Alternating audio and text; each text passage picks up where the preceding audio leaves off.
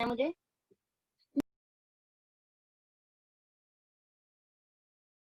of dissolution expense, that means treatment of realization expense. There will be different case when the expenses are borne by the partner, paid by the firm, borne by the firm, paid by the partner. तो बड़ी different situation होगी. अलग अलग case में इसमें specify कर दूंगी आपको कौन कौन सा है. फर्स्ट केस है if borne by firm as well as paid by firm. Second situation, if borne by firm but paid by partner. Third situation, borne by partner but paid by firm. Fourth situation की यहाँ पर जगह नहीं है, पर मैं बता देती हूँ. borne by partner as well as paid by partner. मतलब कि पार्टनर ने पे करने थे. अब देखो borne by का मतलब क्या है कि किसको पे करने थे, किसके एक्सपेंस माने जाएंगे. अगर मैंने बोल दिया कि borne by partner है तो इट मीन्स पार्टनर ने वो एक्सपेंस पे करने हैं. अगर borne by firm है तो इट मीन्स फर्म ने पे करने हैं. इनकी एंट्रीज बनाने से पहले एक 11th का कॉन्सेप्ट याद करते हैं. उस कॉन्सेप्ट में हमारा था सिंपल सा एक कि हम जो अकाउंटिंग करते हैं वो बिजनेस के पॉइंट ऑफ व्यू से करते हैं, बिजनेसमैन के पॉइंट ऑफ व्यू से नहीं करते हैं. बिजनेसमैन और business both are separate to each other, और हमें जितनी भी अकाउंटिंग करनी है वो बिजनेस के पॉइंट ऑफ व्यू से करनी है. बिजनेस के एक्सपेंसेस डेबिट होते हैं. बिजनेस की जितना भी एसेट रिड्यूस होता है वो क्रेडिट होता है. ऐसा करके रूल था. मतलब जो भी था वो हम बिजनेस के पॉइंट ऑफ व्यू से देखते थे, पर्सनल पॉइंट ऑफ व्यू से, बिजनेसमैन के पॉइंट ऑफ व्यू से नहीं देखते थे. अब वो बिजनेसमैन सोल प्रोप्राइटर भी हो सकता है, वो बिजनेसमैन आपका कोई भी पार्टनर भी हो सकता है. अगर डिसोल्यूशन के एक्सपेंस फर्म ने पे करने हैं, मतलब बॉर्न बाय फर्म. पहले तो बॉर्न की लैंग्वेज समझ लेते हैं. बहुत सारे कॉम्बिनेशन से बने हैं. नहीं, ये तो बॉर्न का मतलब होता है कि रिस्पॉन्सिबिलिटी किसकी है, पे किसने करने थे, ऑब्लिगेशन किसकी थी. अगर बॉर्न बाय फर्म होगा तभी आप रियलाइजेशन अकाउंट डेबिट करोगे एंट्री में, अदरवाइज नहीं करोगे. रियलाइजेशन एक्सपेंस डेबिट तभी होगा बेटा अगर बॉर्न बाय फर्म है तो. बॉर्न बाय फर्म मतलब फर्म ने पे करने हैं.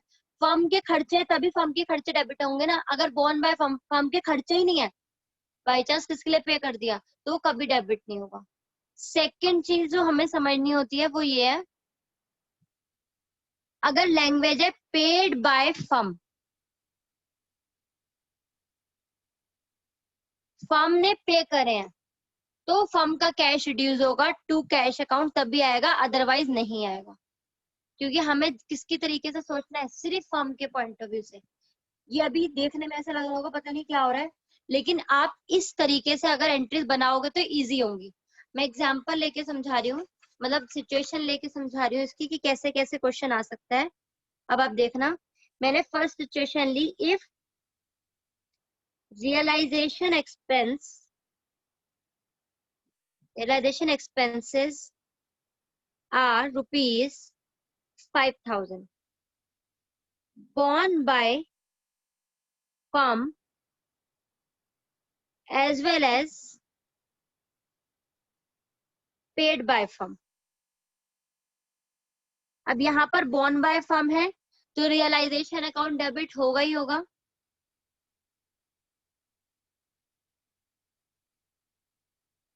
क्योंकि जिम्मेदारी फर्म की, यानी कि फर्म के खर्च. अगर फर्म के एक्सपेंसेस हैं तो फर्म के अकाउंट में जाएंगे. नॉमिनल नेचर का अकाउंट था ना रियलाइजेशन हमारा, तो रियलाइजेशन अकाउंट में चले गए. पेड फर्म ने करे हैं तो to cash account 5,000.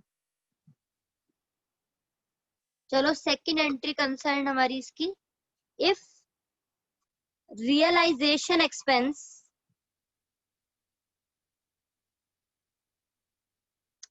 borne by firm या met by firm but paid by माही, और ब्रैकेट में मैंने लिख दिया अब पार्टनर, ₹10,000। रियलाइजेशन के एक्सपेंस 10,000 के थे जो कि फर्म ने बॉन्ड करने थे, फर्म की जिम्मेदारी थी, लेकिन पे किसने करे? माही ने। अब देखो, क्योंकि फर्म ने पे करने थे इसलिए रियलाइजेशन अकाउंट तो डेबिट होगा ही होगा, रियलाइजेशन अकाउंट डेबिट। लेकिन यहाँ पर कैश आएगा? नहीं आएगा। क्यों नहीं आएगा? क्योंकि फर्म ने पे नहीं करे, पे किसने करे? माही ने। तो यहाँ पर आएगा माहीज कैपिटल अकाउंट। और लॉजिक समझो, फर्म ने देने थे, माही ने दे दिए, तो माही ने फ्री में नहीं दिए, बाद में फर्म को माही को देने पड़ेंगे, that means Mahi became the creditor of the firm. तो यहाँ पर माहीज अकाउंट आ गया। लॉजिक समझना चाहो तो आप समझ लो, अगर लॉजिक नहीं भी समझ में आ रहा तो आपको एंट्री करने के लिए बहुत इजी तरीका है। अगर बॉर्न बाय फर्म है तभी रियलाइजेशन अकाउंट डेबिट होगा, और पेड बाय फर्म है तभी कैश होगा, बाकी कॉम्बिनेशन में पार्टनर का नाम आएगा। Third situation, if realization expense borne by partner A but paid by firm. Language देखो, बॉन्ड किसने करने थे? ए ने, मतलब एक एक्सपेंस थे, फर्म के नहीं थे। जब फर्म के नहीं तो रियलाइजेशन तो डेबिट होगा नहीं, बट पेड बाय फर्म है, फर्म ने पे कर दिया, तो फर्म का कैश तो रिड्यूस हुआ ही है, तो यहाँ पर आ गया कैश अकाउंट। अब डेबिट क्या करूं? रियलाइजेशन तो करूंगी नहीं, करेंगे एज कैपिटल अकाउंट। कॉम्बिनेशन है, बॉन्ड बाय और पेड दोनों एक साथ थे, तो मैंने रियलाइजेशन भी डेबिट करा और कैश भी। यहाँ पर एक था, बॉन्ड था, लेकिन पेड किसी और ने किया था। यहाँ बॉन्ड नहीं था बट पेड था, तो यहाँ पर एंट्री जितने भी अमाउंट की होगी, सपोज 10,000 ही मैं अज्यूम कर रही हूँ, तो ये एंट्री होगी। यहाँ पर ऐसी एंट्री क्यों आई है? ए ने देने थे, फर्म ने दे दिया, अब ए से फर्म लेगी, तो ये हमारा डेटर क्रिएट हो गया। अगर ये आपको लॉजिक समझना है तो ये यहाँ पर डेटर क्रिएट हो गया, यहाँ पर ये क्रेडिटर क्रिएट हुआ था। सिचुएशन 4,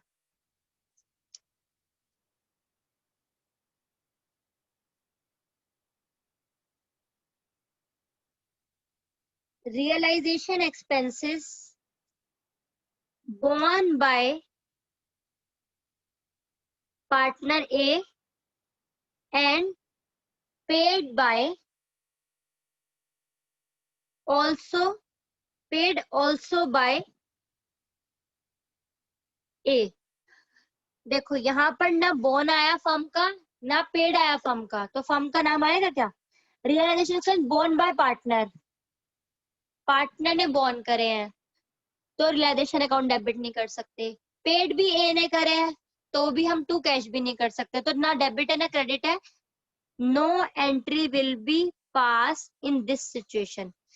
ए ने पे करने थे, ए ने कर दिए, ना फर्म में कुछ इंक्रीज हुआ ना फर्म में कुछ डिक्रीज हुआ, तो simply there will be no entry. ठीक है, लेकिन एक क्वेश्चन ये आता है कि अगर पार्टनर को हम रेमुनरेशन दे रहे हैं, एक अलग से सिचुएशन है, इफ वी आर या फर्म इज पेइंग, यहाँ पर वी आर मतलब फर्म है, यहाँ पर paying remuneration to a partner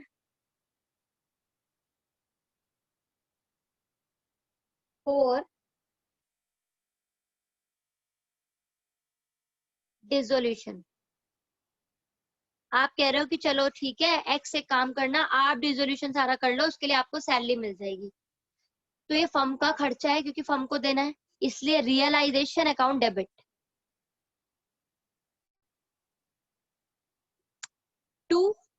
किसका नाम लिखो?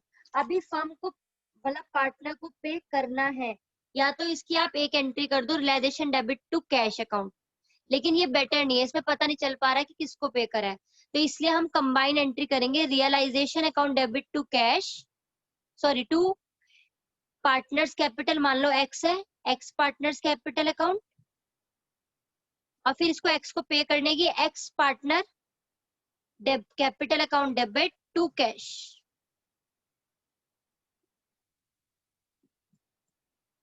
अगर एक फिक्स अमाउंट हमने तय कर दिया कि इसको पे करेंगे, तो अब यहाँ पर सिचुएशन डाल सकते हैं कि रिजोल्यूशन के एक्सपेंस आपको ही बियर करने हैं, तो यहाँ पता चल जाएगा कि उसने बियर करने हैं, किसी और ने करने हैं। मैं अभी क्वेश्चन भी कराऊंगी, उसमें और ज्यादा अच्छे से क्लियर हो जाएगा।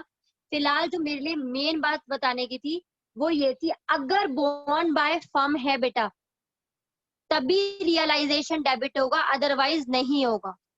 तभी वो फर्म के एक्सपेंस है, अदरवाइज नहीं है। रियलाइजेशन अकाउंट डेबिट तभी होगा। दूसरी बात, अगर पेड बाय फर्म है तभी टू कैश होगा या बैंक होगा, अदरवाइज नहीं होगा। तीसरी बात जो बहुत ध्यान में, अगर क्वेश्चन में सिंपल ही बोल दिया रियलाइजेशन एक्सपेंस 5000, तब क्या एज्यूम करो, किसके हैं वो? आप एज्यूम करोगे कि वो फर्म के हैं और फर्म ने ही पे करने हैं। डिफरेंट डिफरेंट सिचुएशन थी। अब बुक का एक क्वेश्चन ले लेते हैं इसमें, पे illustration 8 page number 8.13।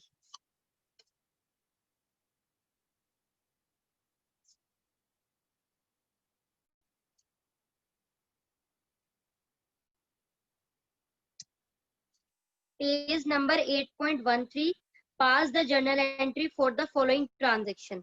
First transaction is given, realization expenses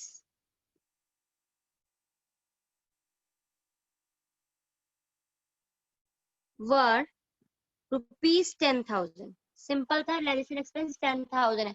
nothing is given, borne by firm है, बोर्न बाय पार्टनर है। बेटा हमेशा यही मानेंगे कि फर्म के ही थे, बोर्न बाय भी फर्म है और पेड बाय भी फर्म है, यानी कि बोर्न बाय फर्म तो रियलाइजेशन अकाउंट डेबिट, एंट्री होगी रियलाइजेशन अकाउंट डेबिट, और पेड बाय भी फर्म है तो टू कैश या bank account.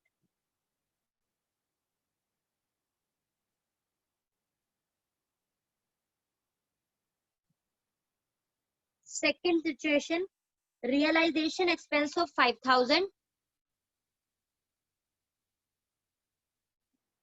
Paid by Tarun, paid by Taran, आप पार्टनर। यहाँ नहीं बताया कि रियलाइजेशन एक्सपेंस बोर्न किसने करने थे, बस ये बताया कि किसने पेड करे, तरन ने किया है। बेटा जब तक नहीं बताया तब तक फर्म के ही है, तो यानी कि फर्म के एक्सपेंस है तो realisation account debit.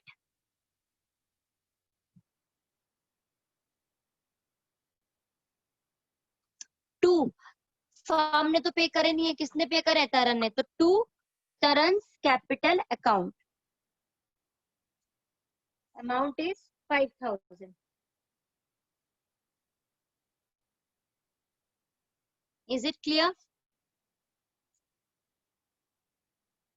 Now third point, realization expense 5,000 paid by firm on behalf of Madan, a partner। अब मुझे खुद बताओ, मदन के बिहाफ पे फर्म ने पे किया, मतलब जिम्मेदारी मदन की थी, बॉन्ड किसने करने थे, मदन ने करने थे, तो रियलाइजेशन एक्सपेंस डेबिट तो हो नहीं सकता, मतलब रियलाइजेशन अकाउंट तो डेबिट हो ही नहीं सकता। हाँ, फर्म ने पे करे हैं तो टू कैश जरूर होगा, चलो जी टू कैश कर दिया। अब डेबिट किसे करूं, क्योंकि मदन के बिहाफ पे किए तो मदन से बाद में लेने हैं, तो एंट्री होगी Madan capital account debit to cash account 5,000। ये कौन सा केस हो गया, borne by partner paid by firm, क्योंकि लैंग्वेज है on the behalf of Madan, Madan के बिहाफ पर फर्म ने पे किया है। अब मदन के बिहाफ पे फ्री में नहीं दिया, that means responsibility was of Madan and paid by the firm. Fourth question, fourth point, Pawan a partner was paid remuneration, Pawan वाला पॉइंट है, मैं पूरा नहीं लिखूंगी यहाँ पर। paid remuneration including expenses of 20,000 to carry out the dissolution of firm, and the actual expense were 10,000। अब यहाँ पर बोला है कि पवन को सैलरी दी गई थी, रेमुनरेशन दी थी 20,000 की, एक्सपेंस मिला के, एक्सपेंस मिला के इंक्लूडिंग एक्सपेंस बहुत ज्यादा रेलिवेंट पॉइंट है यहाँ पर। इसका मतलब कि भाई तुम्हें सारा डिसोल्यूशन का काम करना है, एक्सपेंसेस तुम्हें बॉन्ड करना है, बाकी जो आएंगे देखे जाएंगे। हम तुम्हें कितने पे कर रहे हैं? 20,000। अगर इस टाइप की लैंग्वेज आती है इंक्लूडिंग एक्सपेंसेस, इसका मतलब ये करने के बाद बेटा आपको एक्चुअल एक्सपेंस को इग्नोर करना है, क्योंकि हमने पवन को बोल दिया कि ये 20,000 ले ले भाई, फर्म के खर्चा हो गया 20,000, अब भाई तुम जानो तुम्हारा काम जाने, इसमें से आपको डिसोल्यूशन के खर्चे भी करने हैं और अपनी रेम्युनरेशन भी निकालनी है। जब पवन को 20,000 दे दिए, उसके बाद एक्चुअल उसके कितना खर्च हुआ डजंट मैटर, यानी कि यहाँ पर जो एंट्री होगी सिर्फ पवन को पैसे देने की होगी। रियलाइजेशन अकाउंट डेबिट, फर्म का खर्चा कितना हुआ है जब पार्टनर को दे रहे हैं, तो realisation account debit to firm pay कर रही है, इसलिए टू कैश अकाउंट 20,000। अब आप कहोगे एक्चुअल एक्सपेंस का क्या करें? हम यहाँ पर कुछ भी नहीं करेंगे एक्चुअल एक्सपेंस का, क्योंकि इस लैंग्वेज का मतलब ही यही है जो मैंने अभी कहा था, मैं थोड़ी देर बाद क्लियर करूंगी। इंक्लूडिंग एक्सपेंस, पवन को फर्म ने 20,000 दिए और बोल दिया कि आप पूरा डिसोल्यूशन संभालोगे, जो जैसे भी होगा, जो भी एक्सपेंस होंगे आप बॉन्ड करोगे। अब उसको जो हमने 20,000 पे किए, बस हमने उसकी एंट्री कर दी। अगर यहाँ पर ये आता कि actual expense 10,000 and paid by the firm, वो पे करने थे पवन ने, पे फर्म ने कर दिए, तो एक एंट्री और पास हो जाती, पवन डेबिट टू कैश। यहाँ पर अगर यहाँ पर इन केस 1% ये होता कि actual expense 10,000 paid by the firm, भाई फर्म ने तो ये पे कर ही दिए थे, एक्चुअल एक्सपेंस का कोई मतलब ही नहीं था। मान लो अगर पे कर दिए होते फर्म ने, तो यानी कि बॉन्ड करने थे पवन ने, लेकिन फर्म ने दे दिए, तो दूसरी एंट्री यहाँ पर एक और आ जाती, पवन डेबिट टू कैश। ठीक है। फिफ्थ पॉइंट इसमें गिवन है,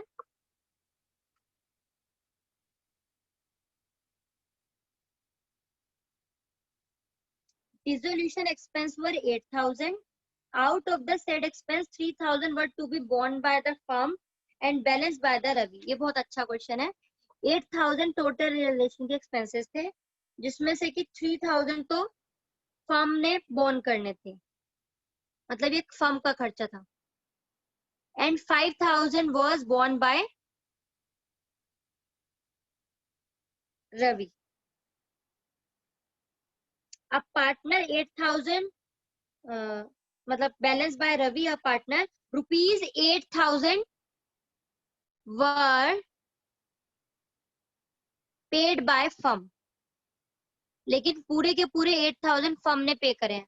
देखो सबसे पहले यहाँ कॉम्बिनेशन बनाना पड़ेगा। 3,000 बॉन्ड बाय फर्म थे, यानी कि रियलाइजेशन अकाउंट तो सिर्फ 3,000 होगा।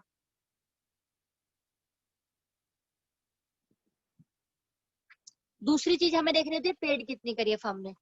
8,000 फर्म ने पे करे हैं, तो टू कैश हमारा 8,000 होगा। अब इस 5,000 का क्या होगा फिर? यस 5,000 का क्या होगा इसमें? 5,000 क्योंकि रवि ने बॉन्ड करने थे, तो रवि कैपिटल अकाउंट डेबिट हो जाएगा।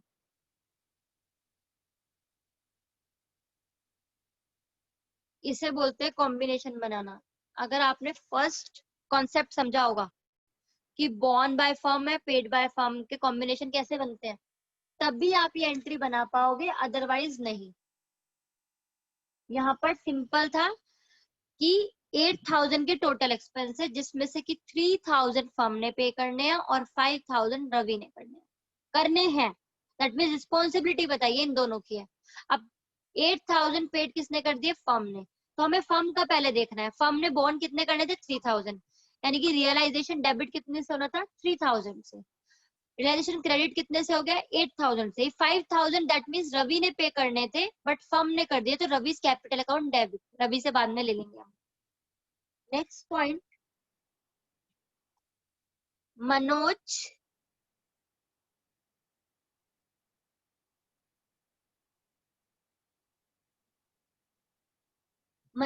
a partner is carry out dissolution expenses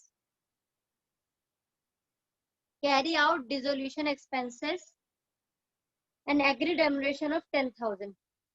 Manoj को बोला था कि डिसोल्यूशन के सारा काम आपने करना है और उसके बदले उसको क्या मिली, 10,000 की रेम्युनरेशन मिली। अच्छा, इसमें 6 पॉइंट स्किप हो गया बेटा। Realisation expense 5,000 were to be born by and paid by Karan. तो बोर्न भी पार्टनर ने करना था और पेड भी पार्टनर ने करना था, तो आप इसमें कोई भी एंट्री पास नहीं करोगे। तो 6 वाला जो मैंने स्किप कर दिया वहां पर एक्चुअल भी एंट्री नहीं आनी है। लेकिन एक चीज और, जैसे मैंने यहाँ स्किप कर दिया, एंट्री नहीं आनी थी कुछ भी। तो आप भी ये मत करना कि बोर्ड में अगर स्किप कर दिया तो 1 मार्क मिल जाएंगे। आपको लिखना पड़ेगा there will not be any entry for this. Next point, Manoj a partner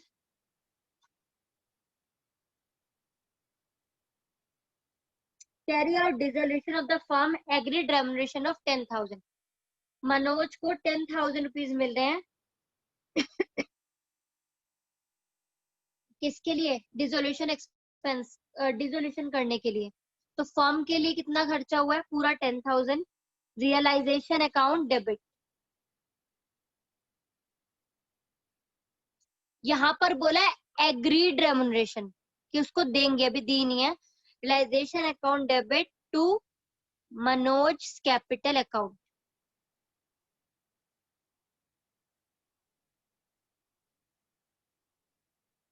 दो पॉइंट है last. 8 point, Dev a partner is paid remuneration 50,000 for dissolution of firm. Realization expense of rupees 8,000 are paid by the firm. पहले तो firm ने देव को remuneration दिया है, तो firm का खर्चा कितना है, realization account debit to Dev's capital. आपको सिर्फ ये बात ध्यान रखनी है बेटा, फर्म के पास से कितना जा रहा है, फर्म का रियल एक्सपेंस कितना है, चाहे वो फर्म किसी को पे कर रही है या पार्टनर को पे कर रही है। तो इस क्वेश्चन में बोला है कि देव को रेमुनरेशन दे रहे हैं, जब भी किसी पार्टनर को रेमुनरेशन देंगे दैट मींस वो फर्म का एक्सपेंस है, और फर्म का एक्सपेंस है तो रियलाइजेशन डेबिट होगा ही होगा। रियलाइजेशन डेबिट 15,000 देव को मिल रहा है, इसलिए टू देव्स कैपिटल। अभी हैंड टू हैंड नहीं देते पार्टनर को, बाद में देते हैं। उसके बाद बोला realization expense 8,000 were paid by the firm. Realization expense partner, sorry, realization account debit to cash. अब आपका क्वेश्चन होगा कि मैम आपने अभी जब किया था पीछे, तो आपने realization expense debit to cash actual expense की कोई एंट्री पास नहीं की थी, फिर आपने ये वाले एक्सपेंस की क्यों करी, क्योंकि बेटा वहां पर लैंग्वेज थी कि हमने पार्टनर को रेमुनरेशन दी है इंक्लूड करते हुए उसकी सैलरी, इंक्लूडिंग हिज सैलरी, और उसके बाद उसकी सैलरी आई थी, सॉरी डिसोल्यूशन के एक्सपेंस आए थे। पेपर देख रहे हो, मिल जाता है तो।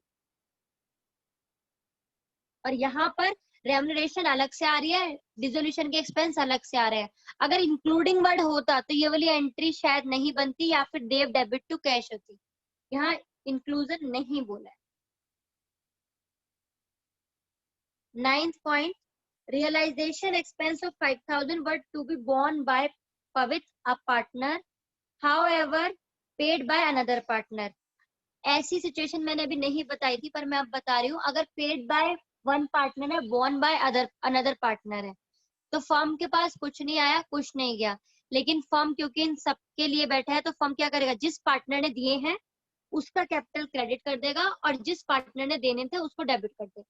यानी कि वो यहाँ पर पवित्र ने देने थे तो पवित्र कैपिटल अकाउंट डेबिट हो जाएगा टू हितेश कैपिटल अकाउंट। ऐसा क्यों, जिसने देने थे मतलब उसकी कैपिटल कम होनी थी तो उसे डेबिट कर दिया, और जिसने दे दिए हैं उसको बाद में देने पड़ेंगे, उसकी कैपिटल इंक्रीज करनी है तो क्रेडिट कर देंगे। ठीक है,